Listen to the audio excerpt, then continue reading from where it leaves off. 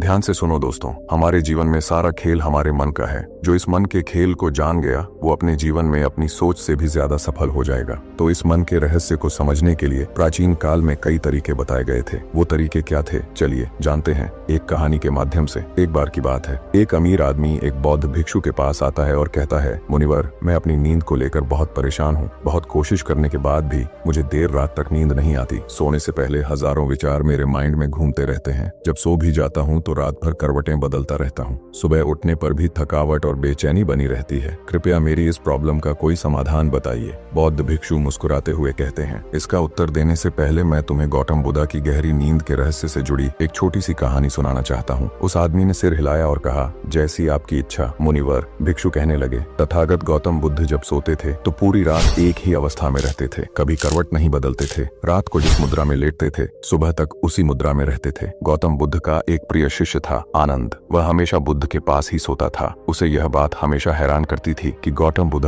पूरी रात बिना हिले डुले कैसे सो सकते हैं। जब भी रात को आनंद की आंख खुलती वह यही देखता कि बुद्ध उसी मुद्रा में सो रहे हैं। एक दिन आनंद की क्यूरियोसिटी इतनी बढ़ गई कि वह खुद को रोक नहीं सका।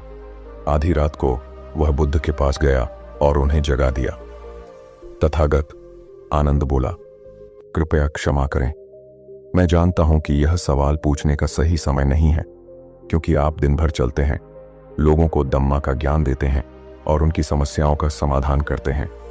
लेकिन मेरी जिज्ञासा अब इतनी बढ़ चुकी है कि मैं उसे रोक नहीं पा रहा। आनंद बोला, मैं सुबह तक इंतजार नहीं कर सकता।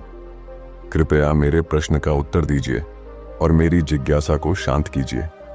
मैं पिछले 20 वर्षों से आपके साथ हूं और मैंने हमेशा देखा है कि आप पूरी रात एक ही अवस्था में रहते हैं। आप जरा भी नहीं हिलते। तो क्या आप सच में सोते हैं या नहीं?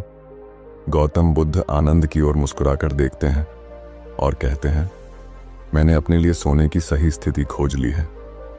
अब मुझे सोते समय हिलने डुलने की जरूरत नहीं पड़ती। मैं नींद की अवस्था में भी जागता रहता हूं। जबकि मेरा शरीर विश्राम करता है, मेरा कॉन्शियसनेस जागृत रहता है।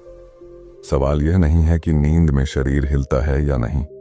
सवाल यह है कि मन स्थिर क्यों नहीं रहता। असल समस्या शरीर की नहीं, मन की है। मन ही है जो अशांत रहता है, और जब तक मन अशांत है तब तक शरीर भी चैन से नहीं रह सकता।